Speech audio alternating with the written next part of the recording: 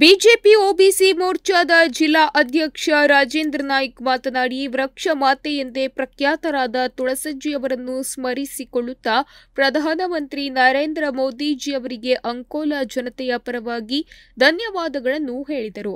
ಯಾಕೆಂದರೆ ಎಲ್ಲೋ ಇದ್ದವರನ್ನ ಹುಡುಕಿ ಪದ್ಮಶ್ರೀ ಪ್ರಶಸ್ತಿ ಕೊಡುವುದು ಬಿಜೆಪಿ ಸರ್ಕಾರದಿಂದ ಮಾತ್ರ ಸಾಧ್ಯ ಎಂದು ಹೇಳಿದರು.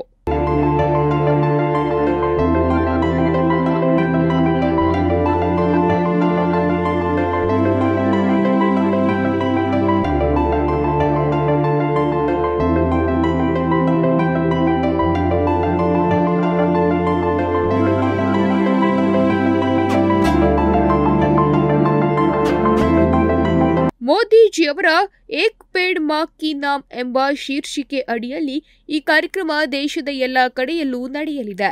ಇದು ಆಗಸ್ಟ್ 15ರವರೆಗೂ ಈ ಕಾರ್ಯಕ್ರಮ ನಡೆಯಲಿದ್ದು, ಪ್ರತಿಯೊಬ್ಬರೂ ಅವರವರ ಮನೆಯ ಮುಂದೆ ಒಂದು ಗಿಡ ನೆಡಬೇಕಾಗಿದೆ. ಇದರಿಂದ ನಮ್ಮ ಮನೆಯ ಸುತ್ತಮುತ್ತಲಿನ ವಾತಾವರಣ ಕೂಡ ಯೋಗ್ಯವಾಗಿರುವುದು ಎಂದು ಹೇಳಿದರು.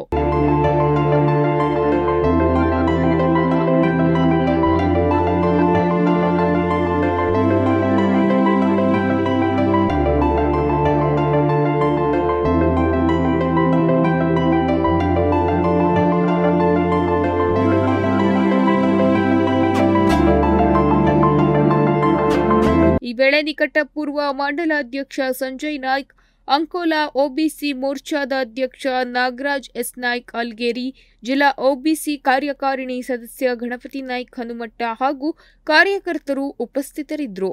Nudisiri news desk Honnavar.